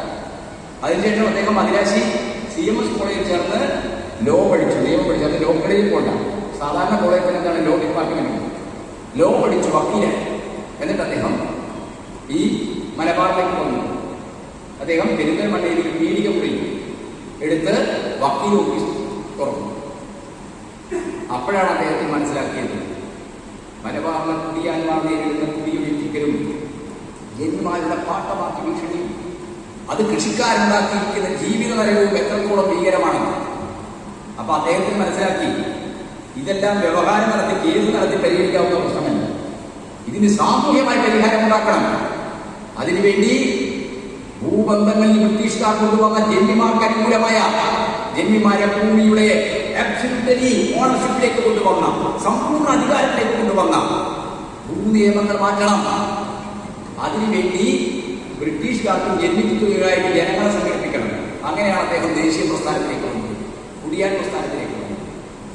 MP നാരായണ മേനോൻ ഇവിടെ വരികയാണെങ്കിൽ അദ്ദേഹം ഇവിടുത്തെ കോൺഗ്രസ്സുകാരോട് പറയും, നിങ്ങൾ വൈകുന്നേരമാകുമ്പോഴേക്ക് ഈ ഗ്രാമത്തിലുള്ള ഈ പ്രദേശത്തുള്ള എല്ലാ കുടിയാന്മാരെയും വിളിച്ചു ചേർക്കണം, കുടിയാൻ കൃഷിക്കാരെ വിളിച്ചു ചേർക്കണം. MP നാരായണ മേനോൻ കുടിയാന്മാർ നേരിടുന്ന ജീവപ്രധാനമായ വിഷയങ്ങൾ എന്താണെന്ന് വിശദീകരിച്ചുകൊണ്ട്, അതിനുള്ള പരിഹാരം എന്താണെന്ന് വിശദീകരിച്ചുകൊണ്ട് പ്രസംഗിക്കും. ബ്രിട്ടീഷുകാരെ നാട് കടക്കുന്നതിന്റെ ആവശ്യകത പ്രസംഗിക്കും. അത് കഴിഞ്ഞ് കാട്ടിശ്ശേരി മുഹമ്മദ് മുസ്ലിയാർ പ്രസംഗിക്കും. ബ്രിട്ടീഷുകാർ ലോക മുസ്ലിങ്ങളോട് ചെയ്ത അനീതി, ഇസ്ലാമിന്റെ പുണ്യഭൂമികളായ മക്കയും മദീനയുമുള്ള തുർക്കി സുൽത്താനങ്ങളോട് ചെയ്ത അനീതി, ആ അനീതിക്കെതിരായിട്ട് മുസ്ലിങ്ങൾ പ്രതിഷേധിക്കേണ്ടതിന്റെ ധർമ്മപരമായ ഉത്തരവാദിത്വത്തെ കുറിച്ച് കാട്ടിശ്ശേരി മുഹമ്മദ് മുസ്ലിയാർ പ്രസംഗിക്കും. ഈ രണ്ട് പ്രസംഗവും കഴിയുമ്പോഴേക്കും അവിടെ ആദ്യം അജണ്ട കുടിയാൻ സംഘത്തിന്റെ കമ്മിറ്റി ഉണ്ടാവും, രണ്ടാമത്തെ അജണ്ട അവിടെ ഖിലാഫത്ത് കമ്മിറ്റി ഉണ്ടാവും, മൂന്നാമത്തെ അജണ്ട അവിടെ കോൺഗ്രസിന്റെ യൂണിറ്റ് ഉണ്ടാവും. കോൺഗ്രസ് ഉണ്ടാക്കിയിട്ടുണ്ടാകും, കോൺഗ്രസിന്റെ യൂണിറ്റ് ഉണ്ടാകും. ഇങ്ങനെ മലബാറിന്റെ ഗ്രാമഗ്രാമാന്തരങ്ങളിൽ കുടിയാൻ സംഘവും ഖിലാഫത്ത് കമ്മിറ്റികളും കോൺഗ്രസ് യൂണിറ്റുകളിൽ രൂപം കൊണ്ട് ജന്മിമാർക്കും ബ്രിട്ടീഷ് പോലീസുകാർക്കും എതിരായിട്ട്, ബ്രിട്ടീഷ് റവന്യൂ ഉദ്യോഗസ്ഥന്മാർക്ക് അധികാരിമാർക്കെതിരായിട്ട് അതിശക്തമായ ജനവികാരം ഉയർന്നു വന്ന ഒരു സന്ദർഭത്തിലാണ് നിലമ്പൂർ കോവിലകത്തിന്റെ കീഴിലുള്ള പൂക്കോട്ടൂർ കോവിലകം. പൂക്കോട്ടൂർ കോവിലകം നിലമ്പൂർ കോവിലകത്തിന്റെ ഒരു പത്രികാ സ്ഥാപനം, ഒരു സബ്സിഡിയറി. ഈ പൂക്കോട്ടൂർ എന്ന് പറയുന്നത് ഏറ്റവും ഫർട്ടൈലായ, ജലസമൃദ്ധമായ, കൃഷിക്കുപയുക്തമായ ഭൂമിയിലുള്ള പ്രദേശം. അവിടെ നല്ല രീതിയിൽ കൃഷി ചെയ്യാൻ അവിടുത്തെ കർഷകർ വലിയ ചൂഷണത്തിന്, നിലമ്പൂർ കോവിലകത്തെ പ്രമാണിമാരുടെ ചൂഷണത്തിനിരയാവുന്നു. കർഷകരുടെ അസംതൃപ്തിയും രോഷവും ഏകോപിപ്പിച്ച് പൂക്കോട്ടൂർ മേഖല കുടിയാൻ സംഘത്തിന്റെ നേതാവായ വടക്കേ വീട്ടിൽ മുഹമ്മദ്, അദ്ദേഹത്തിന്റെ ഖിലാഫത്ത് കമ്മിറ്റിയുടെ സെക്രട്ടറി, അദ്ദേഹത്തിന്റെ കോൺഗ്രസ് പാർട്ടിയുടെ നേതാവ്, അദ്ദേഹം വലിയ രീതിയിലുള്ള പ്രതിരോധം ജന്മിമാർക്കും ബ്രിട്ടീഷ് ഉദ്യോഗസ്ഥന്മാർക്കും എതിരെ ഉയർത്തി. അതിലങ്ങേയറ്റം അസംതൃപ്തിയുള്ള ആളായിരുന്നു വള്ളുവമ്പ്രം അധികാരി. വള്ളുവമ്പ്രം അധികാരി ഒരു മുസ്ലിം അധികാരി. അദ്ദേഹത്തിന്റെ കണ്ണിലക്കാരനായിരുന്നു വടക്കേ വീട്ടിൽ മുഹമ്മദ് എന്ന കുടിയാൻ സംഘത്തിന്റെയും ഖിലാഫത്ത് കമ്മിറ്റിയുടെ നേതാവ്. അപ്പൊ ഈ മുഹമ്മദിനെ ഒതുക്കാൻ അവർ തീരുമാനിച്ചു. ഒതുക്കാനുള്ള പണി കള്ളക്കേസുണ്ടാക്കാനാണെന്ന്. അങ്ങനെയാണ് വടക്കേ വീട്ടിൽ മുഹമ്മദിനെതിരായിട്ട് നിലമ്പൂർ കോവിലകത്തെ കാര്യസ്ഥനായ ചിന്നുണ്ണി നായരെ കൊണ്ട് നിലമ്പൂർ കോവിലകത്തെ ഒരു തോക്ക് മുഹമ്മദ് മോഷ്ടിക്കുന്നത് ഞാൻ കണ്ടു എന്ന അനുഭവ സാക്ഷ്യത്തോടെ ഒരു പരാതി, ഒരു കേസ് കൊടുത്തത്. അപ്പൊ വടക്കേ വീട്ടിൽ മുഹമ്മദിനെ പോലുള്ള മിലിറ്റന്റായ ഒരു ഗുലിയ നേതാവിന്, ഒരു ഖിലാഫത്ത് നേതാവിനെതിരായിട്ട് ഇങ്ങനെ ഒരു കേസ് വന്നു എന്ന് പറഞ്ഞപ്പോൾ ആലിം ശരിയാരും വാര്യകുന്നത്ത് കുഞ്ഞമ്മദ് ഹാജിയും മുഹമ്മദ് അബ്രഹ്മാൻ സാഹിബും AP കേശവനോട് ആലോചിച്ചു. അങ്ങനെയാണ് ആലിം ശരിയാരോട് പോലീസ് ഓഫീസർമാരുമായിട്ട് സംസാരിച്ച് അദ്ദേഹത്തിനെതിരായിട്ട് എടുത്ത ഈ കള്ളക്കേസ് ഒഴിവാക്കാൻ ആവശ്യപ്പെടുന്നത്. ആലിം ശരിയാർ 1921 ആഗസ്റ്റ് മാസം 19-ാം തീയതിയായി പരാതി ഉണ്ടാവുന്നത്. അന്ന് തന്നെ പോലീസ് ഉദ്യോഗസ്ഥരുമായിട്ട് സംസാരിച്ചു.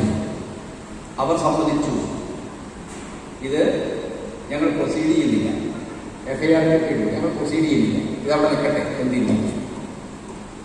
പക്ഷേ വള്ളോമ്പുറം അധികാരി വെറുതെ ഇരുന്നില്ല. അദ്ദേഹവും അന്നത്തെ നിലമ്പൂർ സബ് ഇൻസ്പെക്ടറും എല്ലാം ഗൂഢാലോചന നടത്തി വടക്കേ വീട്ടിൽ മുഹമ്മദിനെ തളയ്ക്കാൻ തീരുമാനിച്ചു.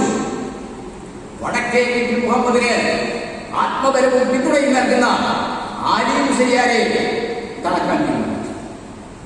അങ്ങനെയാണ് 1920 ആഗസ്റ്റ് മാസം 20-ാം തീയതി അർദ്ധരാത്രി കഴിഞ്ഞ് സമയം 3 മണിയോടടുക്കുമ്പോൾ ബ്രിട്ടീഷ് പോലീസും പിറകെ ബ്രിട്ടീഷ് പട്ടാളവും തിരൂരങ്ങാടി വലിയ പള്ളി വളയുന്നത് ആലിം ശരിയാരെ അറസ്റ്റ് ചെയ്യാനാണ്. പക്ഷെ ആലിം ശരിയാർ ഖിലാഫത്ത് സേനയുടെ കമന്റോകളാൽ സംരക്ഷണങ്ങളാണ്, കമന്റോ സംരക്ഷണം. അപ്പൊ അദ്ദേഹത്തിന്റെ കമന്റോകൾ, ഖിലാഫത്ത് സേനാംഗങ്ങൾ ആലിം ശരിയാരെ അറസ്റ്റ് ചെയ്യാൻ സമ്മതിക്കില്ല, നിങ്ങൾക്ക് ബലം പ്രയോഗിക്കേണ്ടി വരുമെന്ന് ബ്രിട്ടീഷ് പോലീസുകാർക്ക് താക്കീത് നൽകി. സംഘർഷമുണ്ടായി. ആ സംഘർഷ സാഹചര്യത്തിലാണ് പള്ളിക്ക് ചുറ്റും വെടിവെപ്പ് നടക്കുന്നത്, പള്ളിയിലേക്ക് വെടിവെപ്പ് നടക്കുന്നത്.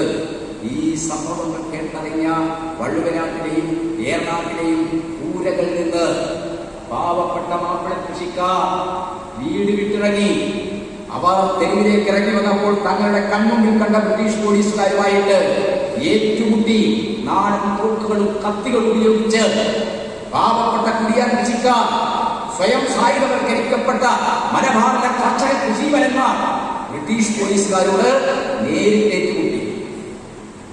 ഗത്യന്തരമില്ലാതെ ബ്രിട്ടീഷ് പോലീസും ബ്രിട്ടീഷ് പട്ടാളവും ഈ ഏറനാടിന്റെ മണ്ണിൽ പിൻവലിഞ്ഞു. ഫാസിസത്തിൽ പോലും ഇങ്ങനെ ഒരു സംഭവം ഉണ്ടായിട്ടില്ല. ഇന്ത്യയുടെ ദേശീയ സ്വാതന്ത്ര്യ സമര ചരിത്രത്തിൽ കൃഷിവരന്മാരായ കർഷകരുടെ സായുധ മുമ്പിൽ ബ്രിട്ടീഷ് പട്ടാളം പിന്മാറിയ ചരിത്രമില്ല. പിന്മാറിയ ചരിത്രം സൃഷ്ടിച്ചത് മലബാറിലെ ജനങ്ങളാണ്, ഈ ഏറനാട്ടിലെയും വള്ളുവനാട്ടിലെയും ജനങ്ങളാണ്. ബ്രിട്ടീഷ് പട്ടാളം പിന്മാറിയ സാഹചര്യത്തിലാണ് ആലിം ശരിയാർ സ്വതന്ത്ര മലയാള രാജ്യം പ്രഖ്യാപിക്കുന്നത്. ബ്രിട്ടീഷ് ഭൂനിയമങ്ങൾ റദ്ദ് ചെയ്യുന്നു, കുടിയാനെ ഭൂമിയുടെ സമ്പൂർണ്ണ ഉടമയായി പ്രഖ്യാപിക്കുന്നത് സ്വതന്ത്ര മലയാള രാജ്യത്തിന്റെ ലോകമാണ്. ക്രമസമാധാനം വാര്യകുന്നത്ത് കുഞ്ഞമ്മദ് ഹാജി ഏറ്റെടുത്തത് ബ്രിട്ടീഷുകാർ ഞെട്ടിപ്പോയി. ഹിച്ച്കോക്കിന്റെയൊക്കെ മലബാറിൽ പോലുള്ള പുസ്തകങ്ങൾ വായിക്കുമ്പോൾ ആ ഞെട്ടൽ നമുക്ക് ആ പുസ്തകത്തിൽ അവർ ഇന്ത്യയിലെ ബ്രിട്ടീഷ് സേനയുടെ എല്ലാ റെജിമെന്റുകളെയും മണിക്കൂറുകൾക്കകം ദിവസങ്ങൾക്കകം ഈ കേരളാടിന്റെ മണ്ണിൽ വിന്യസിച്ചു. അങ്ങനെ ഭീകരമായി മലബാർ കലാപത്തെ അവർ അടിച്ചമർത്താൻ നോക്കി.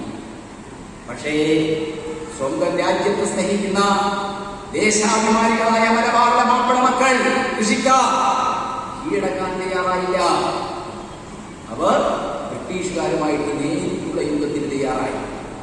ബ്രിട്ടീഷ് പട്ടാളം കിഴക്കൻ ഏറനാട് നിലമ്പൂർ മേഖല കൈയടക്കാനായിട്ട് വരുന്നു എന്നറിഞ്ഞപ്പോൾ 1000-ഓളം വരുന്ന മാപ്പിള ഖിലാഫത്ത് സേന അംഗങ്ങൾ പൂക്കോട്ടൂരിലെ ഇപ്പോഴത്തെ രക്തസാക്ഷി സ്മാരകം കിടക്കുന്നില്ല, ആ പൂക്കോട്ടൂരിൽ അവർ കേന്ദ്രീകരിച്ചു. മുഹമ്മദ് അബ്രഹ്മാൻ സാഹിബ്, AP കേശവൻ ഉൾപ്പെടെയുള്ള മലബാറിന്റെ സമ്മതരായ കോൺഗ്രസ് നേതാക്കളെ ഇടപെട്ടു.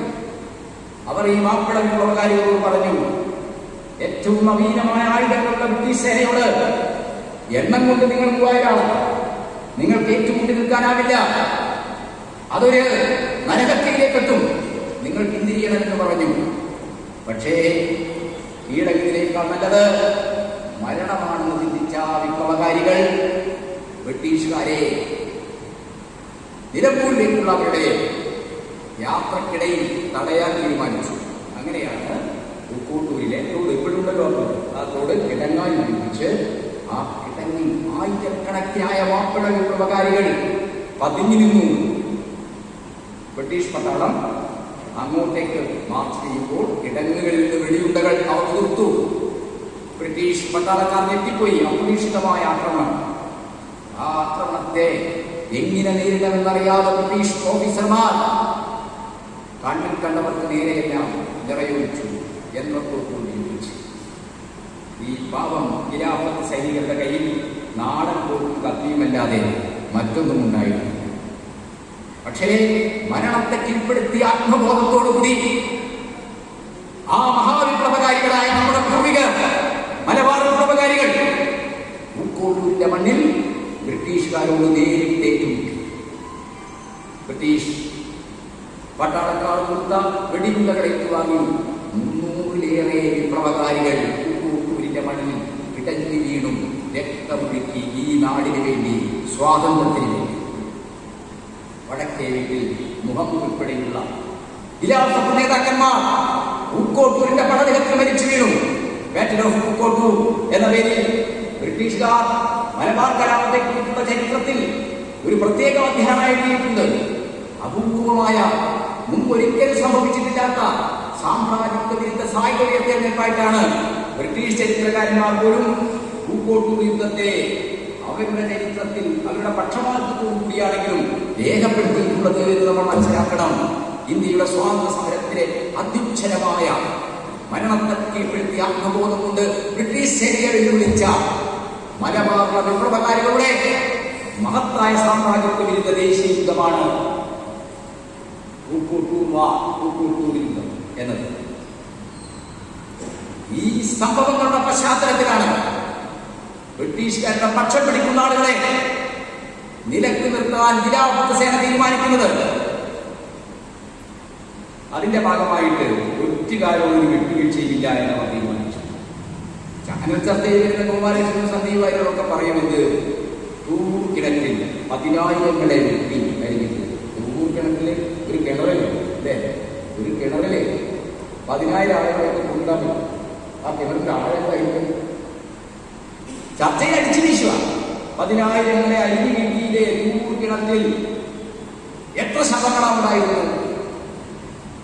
ഡൽഹിയിൽ സംഘപരിവാർ തൂർ രക്തസാക്ഷിനാലിൽ തൂർ വംശഹത്യയുടെ വാർഷിക 100-ാം വാർഷികം ആചരിച്ചു അവര്. അതിൽ പ്രസംഗിച്ച മാന്യന്മാർ പറഞ്ഞത് തൂരിൽ ആയിരക്കണക്കിന് ആളുകളെ മാപ്പിള വർഗീയവാദികൾ, മാപ്പിള കലാപകാരികൾ ഒന്നുകൂട്ടിയിരിക്കുന്ന. നമ്മുടെ സാമാന്യ യുക്തി പലപ്പോഴും എന്താണ് പ്രവർത്തിക്കുന്നത്? ഒരു കിണറ്റിലെ എത്ര ആളെ കൊണ്ടുവിടാൻ പറ്റും? തൂർ കിണറ്റിൽ എല്ലാ ചരിത്രകാരന്മാരും, ബ്രിട്ടീഷുകാരെ സ്റ്റീഫൻ ഡെയിൽ വരെയുള്ള എല്ലാ ആളുകളും എഴുതിയിട്ടുള്ളതാണ് 38 ശവങ്ങളാണ്. അതിൽ 34 പേര് ഹിന്ദുക്കളും 4 പേര് മുസ്ലിങ്ങളും. 38 പേര്. അവരാരാണ്? അവർ മുസ്ലിങ്ങളല്ല, അവർ ബ്രിട്ടീഷുകാരുടെ ഏജന്റുമാരായിരുന്നു. ഒറ്റുകാരോട് ഖിലാഫത്ത് സേനയും അതിന്റെ തലവനായ വാര്യംകുന്നത്ത് കുഞ്ഞമ്മദ് ഹാജിയും ഒരിക്കലും കൊടുത്തു കൊടുത്തിട്ടില്ല. വാര്യംകുന്നൻ നേരിട്ടിടപെട്ട ഒറ്റ സംഭവമുള്ളൂ. അത് ആനക്കയത്തെ ചെക്കുട്ടി സാഹിബിന്റെ ശിരച്ഛേദമാണ്. ആരായിരുന്നു ചെക്കുട്ടി സാഹിബ്? ബ്രിട്ടീഷ് പോലീസ് ഉദ്യോഗസ്ഥനായിരുന്നു. അടുത്തും പറ്റിയ ശേഷം റിട്ടയർ ചെയ്തതിനു ശേഷം അദ്ദേഹം റായ്ബഹദൂർ പദവിയൊക്കെ വാങ്ങി ബ്രിട്ടീഷുകാർക്ക് സ്വാതന്ത്ര്യ സമര സേനാനികളെ ഒഴുത്തിക്കൊടുക്കുന്ന പണിയെടുത്തു. ഒറ്റുകാരൻ, ഒരൊറ്റുകാരന്റെ വിധി എന്തായിരിക്കുമെന്ന് മുന്നറിയിപ്പ് നൽകാനായിട്ടാണ് വാര്യംകുന്നത്ത് കുഞ്ഞമ്മദ് ഹാജി എന്ന ഖിലാഫത്ത് സേനയുടെ തലവൻ ആനക്കയത്തേക്ക് ഖിലാഫത്ത് സേനാംഗങ്ങളോടൊപ്പം ചെന്നത്. എന്നിട്ട് അദ്ദേഹത്തെ ചെക്കുട്ടി സാഹിബിനെ പിടിച്ച് പരസ്യമായി തലയെടുത്ത തല കുന്തത്തിൽ നിർത്തി ആനക്കയത്തിൽ നിന്ന് 14 കിലോമീറ്റർ അല്ലേ 14 കിലോമീറ്റർ അകലത്തുള്ള മഞ്ചേരി പട്ടണത്തിലേക്ക് ഖിലാഫത്ത് സേന മാർച്ച് നടത്തി. അപ്പോഴേക്കും മഞ്ചേരി 10,000 തടിച്ചുകൂടി. ആ 10,000 സാക്ഷി നിർത്തി ഒരൊറ്റുകാരുടെ വിധി എന്തായിരിക്കുമെന്ന് ഖിലാഫത്ത് സേനാ തലവനായ വാഴിയമുഹമ്മദ് കുഞ്ഞഹമ്മദ് ഹാജി പറഞ്ഞു. അതോടൊപ്പം ഒരു കാര്യം കൂടി പറഞ്ഞു. ഇന്ത്യൻ ജനതയെ, ഇന്ത്യൻ സ്വാതന്ത്ര്യ സമര സേനാനികളെ ഒറ്റുകൊടുക്കുന്ന ഇത്തരം രാജ്യദ്രോഹികളോട് ഞാൻ ചെയ്ത ഈ വധശിക്ഷ തെറ്റാണെങ്കിൽ നിങ്ങൾ പറയുന്നത് ചെയ്യാൻ ഞാൻ തയ്യാറാണ്. നിങ്ങൾ പറഞ്ഞാൽ നിങ്ങൾ പറയുന്ന ശിക്ഷയെ കൊടുക്കാൻ ഞാൻ തയ്യാറാണെന്നാണ് ആ ആൾക്കൂട്ടം വിളിച്ചു പറഞ്ഞത്. ഇതുപോലുള്ള കൂട്ടുകാർക്ക് ഇത് തന്നെയായിരിക്കണം വിധി. ബ്രിട്ടീഷ് അനുകൂലികളായ ആളുകളെ, ബ്രിട്ടീഷ് ഏജന്റുമാരായ ആളുകളെ മലബാർ കലാപകാരികൾ, മലബാർ വിപ്ലവകാരികൾ എതിർത്തിട്ടുണ്ട്, അടിച്ചോടിച്ചിട്ടുണ്ട്, പലയിടത്തും വധിച്ചിട്ടുണ്ട്.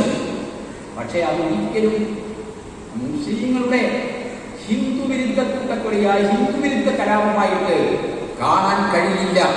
മലബാർ കലാപത്തിൽ ഒരു വർഗീയ കലാപമായിട്ട് എഴുതിയ ചരിത്രമാണ്, അനുഭവ സാക്ഷ്യമാണ് കെ മാധവൻ നായരുടെ മലബാർ കലാപം എന്ന പുസ്തകം. ആ പുസ്തകം നമ്മൾ വായിച്ചു നോക്കിയാൽ അദ്ദേഹം മലബാർ കലാപത്തെ അധിക്ഷേപിക്കുകയും അത് വർഗീയ കലാപം എന്നൊക്കെ പറയുന്നു.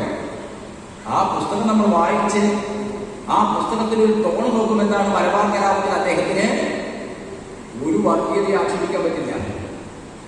ആ പുസ്തകത്തിന്റെ 257 പേജിൽ മാധവൻ നായർ എഴുതിയിട്ടുണ്ട്, വാര്യകുന്നത്ത് കുഞ്ഞഹമ്മദ് ഹാജി സ്ഥാപിച്ച സ്വതന്ത്ര മലയാള രാജ്യം ഖിലാഫത്ത് രാഷ്ട്രമായിരുന്നില്ല, മുസ്ലിം രാഷ്ട്രമായിരുന്നില്ല. വാര്യകുന്നത്ത് കുഞ്ഞഹമ്മദ് ഹാജിക്ക് ഹിന്ദുക്കളെന്നോ മുസ്ലിങ്ങളെന്നോ ഉള്ള വ്യത്യാസം ഉണ്ടായിരുന്നില്ല. അദ്ദേഹം ബ്രിട്ടീഷ് അനുകൂലികളും ബ്രിട്ടീഷ് വിരുദ്ധരും എന്ന നിലയിൽ മാത്രമേ ജനങ്ങളെ കണ്ടിട്ടുള്ളൂ. അതേ പേജിൽ കെ മാധവൻ നായർ എഴുതി അവസാനിപ്പിക്കുന്നത് വാര്യകുന്നത്ത് കുഞ്ഞഹമ്മദ് ഹാജി നിർബന്ധിതമായ മതപരിവർത്തനത്തിന് എവിടെയെങ്കിലും ശ്രമിച്ചതായി ഒരനുഭവം പോലും ആർക്കും ചൂണ്ടിക്കാണിക്കാനാവില്ല എന്നാണ്. പക്ഷെ ചാനലത്തർക്ക് വരുന്ന BJP-ക്കാര് കെ മാധവൻ നായർ പുസ്തകം ഇങ്ങനെ ഇതിൽ പറയുന്നു, ഞങ്ങൾ വിശ്വസിക്കണ്ട, KPCC അധ്യക്ഷൻ കെ മാധവൻ നായർ പറയുന്നുണ്ടെന്ന് പറയുന്നു. അപ്പൊ ചരിത്രത്തെ, അതിന്റെ സൂക്ഷ്മ വസ്തുതകളെ, അതിന്റെ വസ്തുനിഷ്ഠമായ നിഗമനങ്ങളെ ആകെ അജ്ഞതയിൽ കിട്ടിക്കൊണ്ട്, ആകെ മറച്ചു പിടിച്ചുകൊണ്ട് മലബാർ കലാപം വർഗീയ കലാപമാണെന്ന് വരുത്തുകയാണ്. മലബാർ കലാപം വർഗീയ കലാപമായിരുന്നില്ല. എന്നാൽ മലബാർ കലാപത്തെ അടിച്ചമർത്താൻ ബ്രിട്ടീഷ് ഇന്ത്യൻ വിഭാഗം, മോറിസ് വില്യം എന്ന് പറയുന്ന ബ്രിട്ടീഷ് ഇന്ത്യൻ വിഭാഗത്തിന്റെ തലവൻ അന്ന് കോഴിക്കോട്ടും ഈ എറണാകുളത്തും മോറി വില്യംസ് ആണ് അന്ന് ഈ സമരത്തെ അടിച്ചമർത്താനുള്ള ഒരു സ്ട്രാറ്റജി എന്ന നിലക്ക് ബ്രിട്ടീഷ് പട്ടാളക്കാരെ കൊണ്ട് ഖിലാഫത്ത് സൈനികരുടെ വേഷം കെട്ടിച്ച് ഹിന്ദുക്കളുടെ വീടുകളിലേക്ക് പറഞ്ഞയച്ചത്, കൂട്ടക്കൊലകൾ നടത്തിയത്. മലബാർ കലാപത്തിന്റെ സൂക്ഷ്മമായ പഠനങ്ങളിൽ നിന്ന് പുറത്തു വരാൻ പോകുന്നേയുള്ളൂ. മലബാർ കലാപത്തിന്റെ സൂക്ഷ്മമായ പഠനങ്ങൾ നമ്മുടെ പല പൊതുധാരണകളെയും തിരുത്തുമെന്നാണ് പല ചരിത്ര പണ്ഡിതന്മാരും ഇപ്പോൾ സൂചിപ്പിക്കുന്നത്. മലബാർ കലാപത്തിൽ ബ്രിട്ടീഷുകാരാണ് വർഗീയത കൊണ്ടുവന്നത്. അതിന് ബ്രിട്ടീഷുകാർക്ക് സഹായകരമായത് മലബാർ കലാപത്തിൽ പങ്കെടുത്ത ആളുകൾ മതപരമായ വിശ്വാസങ്ങളെ സമരത്തിൽ ഉപയോഗിച്ചു വരുന്നതാണ്. മതപരമായ വിശ്വാസങ്ങളെ നല്ല കാര്യത്തിൽ ഉപയോഗിക്കാം, ചീത്ത കാര്യത്തിൽ ഉപയോഗിക്കാം. അതെപ്പോഴും എന്താണ്, വഴിതിരിഞ്ഞു പോകാനുള്ള സാധ്യതയില്ല. കലാപത്തിന്റെ 25ാം വാർഷികത്തിൽ കമ്മ്യൂണിസ്റ്റ് പാർട്ടിയുടെ സംസ്ഥാന കമ്മിറ്റി ആഹ്വാനവും താക്കീതും എന്ന തലക്കെട്ടിൽ ഇറക്കിയ പ്രമേയം, ആ പ്രമേയം അത്തരം കാര്യങ്ങളെയാണ് വിശകലനം ചെയ്യുന്നത്. മലബാർ കലാപം സാമ്രാജ്യത്വ വിരുദ്ധ ദേശീയ ഉള്ളടക്കമുള്ള കലാപമാണ്. മലബാർ കലാപം ജന്മിത്വ വിരുദ്ധ കുടിയാൻ കർഷകരുടെ വർഗ താല്പര്യങ്ങൾക്ക് വേണ്ടിയുള്ള സമരമാണ്. മലബാർ കലാപം 1920-കളിലെ സാർവദേശീയ തലത്തിൽ സാമ്രാജ്യത്വ ശക്തികൾ പൗരസ്ത്യ രാജ്യങ്ങൾക്കെതിരായി നടക്കുന്ന അധിനിവേശ യുദ്ധങ്ങൾക്ക്, അധിനിവേശ കടന്നുകയറ്റങ്ങൾക്കെതിരായിട്ടുള്ള സാർവദേശീയ ഉള്ളടക്കമുള്ളതാണ്. ഈ 3 കാര്യങ്ങളും മലബാർ കലാപത്തിൽ ഉള്ളടങ്ങിയിട്ടുണ്ട്. അതിന്റെ സാർവദേശീയ ഉള്ളടക്കം, അതിന്റെ സാമ്രാജ്യത്വ വിരുദ്ധ ദേശീയ ഉള്ളടക്കം, അതിന്റെ ജന്മിത്വ വിരുദ്ധ കർഷക കുടിയാൻ ഉള്ളടക്കം. ഈ 3 ഉള്ളടക്കത്തെയും മറച്ചു വെച്ചുകൊണ്ടാണ് മലബാർ കലാപത്തെ ഏകപക്ഷീയമായി ഹിന്ദു മുസ്ലിം കലാപമായി മാപ്പിളരട്ടയായി ചിത്രീകരിക്കാനുള്ള നീക്കങ്ങൾ ആസൂത്രിതമായി നടക്കുന്നത്. ഇത് സംഘപരിവാർ നമ്മുടെ രാജ്യത്ത് ചരിത്രത്തെയും കഴിഞ്ഞകാല രക്തസാക്ഷികളിലൊക്കെ തന്നെ അവതർണിച്ച് തങ്ങളുടെ ഹൈന്ദവ ദേശീയതയിൽ അധിഷ്ഠിതമായ ഹിന്ദു രാഷ്ട്രത്തിന് സമ്മതി ഉണ്ടാക്കാൻ അതിനാവശ്യമായിട്ടുള്ള ഒരു പ്രത്യയശാസ്ത്ര നിർമ്മിതിയുടെ ഭാഗമാണ് എന്ന് നമ്മൾ തിരിച്ചറിയേണ്ടതുണ്ട്. അതുകൊണ്ട് ചരിത്രത്തെയും സംസ്കാരത്തെയും ഒക്കെ വർഗീയവൽക്കരിക്കുകയാണ്. 1498 മുതൽ മലബാറിന്റെ മണ്ണിൽ അധിനിവേശം മാത്രമല്ല, കാപ്പാട് കടപ്പുറത്ത് വാസ്കോ ഡി ഗാമ കപ്പലിറങ്ങി അധിനിവേശത്തിന്റെ ആദ്യ ചുവടുകൾ വെച്ച അതേ സന്ദർഭത്തിൽ തന്നെ ഈ മലബാറിന്റെ മണ്ണിൽ കോഴിക്കോട് രാജ്യത്ത് സാമ്രാജ്യത്വ വിരുദ്ധ അധിനിവേശ വിരുദ്ധ സമരവും ആരംഭിച്ചു. നമ്മുടെ കോളനി വിരുദ്ധ സമരത്തിന്, സാമ്രാജ്യത്വ വിരുദ്ധ സമരത്തിന് 1498 മുതലുള്ള ചരിത്രമുണ്ട്. അധിനിവേശം ആരംഭിച്ച ഘട്ടത്തിൽ തന്നെ നമുക്ക് അധിനിവേശ ശക്തികളോട് ഏറ്റുമുട്ടാൻ കഴിയുന്നു. കപ്പൽ വഴി വന്ന, നാവികസേനയിൽ വന്ന പറങ്കികളോട്, വാസ്കോ ഡി ഗാമയുടെ പട്ടാളക്കാരോട്, കടലിൽ യുദ്ധം ചെയ്യാൻ അറിയാത്ത സാമൂതിരി മഹാരാജാവ് ഉപാധികളില്ലാതെ കീഴടങ്ങാനാണ്. സാമൂതിരി ഈ പറങ്കികളെ എതിർക്കാൻ പറ്റില്ല. അതുകൊണ്ടാണ് അറബികൾ നടന്ന കച്ചവടത്തിന്റെ ഒരു ഭാഗം അവർക്കും കീഴടങ്ങാൻ തീരുമാനിച്ചത്. അങ്ങനെ കീഴടങ്ങിയിട്ടില്ല. സാമൂതിരി മഹാരാജാവിന്റെ നായപ്പടയാളികൾക്ക് കടലിൽ യുദ്ധം ചെയ്യാൻ അറിയില്ലെങ്കിൽ കടലിൽ യുദ്ധം ചെയ്യാൻ അറിയാവുന്ന പേർഷ്യൻ വംശജരായ മരക്കാർമാർ, മാപ്പിളമാർ ഇവിടെയുണ്ടെന്ന് സാമൂതിരിയെ ഉദ്ബോധിപ്പിച്ചത് സൈനുദ്ദീൻ മക്തൂം. അദ്ദേഹം സാമൂതിരിയുടെ പൊന്നാനിയാണ് സാമൂതിരിയുടെ ഭരണാസ്ഥാനം. സാമൂതിരിയുടെ ഉപദേശകൻ അദ്ദേഹമാണ് പറഞ്ഞത്, നമുക്ക് പേർഷ്യൻ വംശജരായ മരക്കാർമാരെ കടലിൽ. അങ്ങനെയാണ് കുഞ്ഞാലി മരക്കാർമാരുടെ വംശം അറബിക്കടലിലെ തിരമാലകളെ പോലെ പാശ്ചാത്യ അധിനിവേശത്തിലെ പോർച്ചുഗീസ് അധിനിവേശത്തിനെതിരായിട്ട് നിലക്കാത്ത പോരാട്ടങ്ങൾക്ക് തുടക്കം കുറിച്ചത്. ആ നിലക്കാത്ത പോരാട്ടങ്ങളുടെ ചരിത്രഗതിയിലാണ് ഇവിടെ മാപ്പിള മക്കൾ അതിശക്തമായ സാമ്രാജ്യത്വ വിരുദ്ധ നിലപാടുകളിലേക്ക് എത്തിയത്. പാശ്ചാത്യ സാമ്രാജ്യ ശക്തികൾ എങ്ങനെയാണ് ക്രിസ്തു മതത്തെ ഉപയോഗിച്ച് ലോകത്തെ കീഴടക്കുന്നത്, പൗരസ്ത്യ രാജ്യങ്ങളെ കീഴടക്കുന്നത് എന്ന് മഹാനായ മാർക്സും എംഗൽസും ക്രിസ്തു മതത്തെയും മുസ്ലിം മതത്തെയും കുറിച്ചൊക്കെയുള്ള അവരുടെ താരതമ്യ പഠനങ്ങളിൽ ചൂണ്ടിക്കാണിക്കുന്നു. പൗരസ്ത്യ രാജ്യങ്ങളിലെ മത ദർശനങ്ങളെ സംബന്ധിച്ച മാർക്സിന്റെ പഠനങ്ങളിൽ എങ്ങനെയാണ് റോമാ സാമ്രാജ്യത്തിന്റെ പ്രത്യയശാസ്ത്രമായി, റോമാ സാമ്രാജ്യത്തിന്റെ ഔദ്യോഗിക മതമായി ക്രിസ്ത്യൻ മതം മാറിയതിനു ശേഷം ആ ക്രിസ്ത്യൻ മതത്തെ ഉപയോഗിച്ച്, സുവിശേഷകരെ ഉപയോഗിച്ച് പാശ്ചാത്യ സാമ്രാജ്യത്വം പൗരസ്ത്യ നാടുകളിൽ തങ്ങളുടെ ആധിപത്യം ഉറപ്പിക്കുമെന്ന് മഹാനായ മാർക്സ് ചൂണ്ടിക്കാണിക്കുന്നുണ്ട്. പേർഷ്യൻ ഗൾഫിലെല്ലാം പോലെ നമ്മുടെ രാജ്യത്തും സുവിശേഷ പ്രചരണങ്ങളുമായിട്ടാണ് പോർച്ചുഗീസുകാർ വന്നത്. മതപ്രചരണമായിട്ടാണ് അവർ വന്നത്. ആ മതപ്രചരണത്തെ തങ്ങളുടെ വിശ്വാസങ്ങൾക്കെതിരാണെന്നതുകൊണ്ട് തന്നെ മലബാറിലെ പരമ്പരാഗത മാപ്പിളമാര് എതിർത്തു.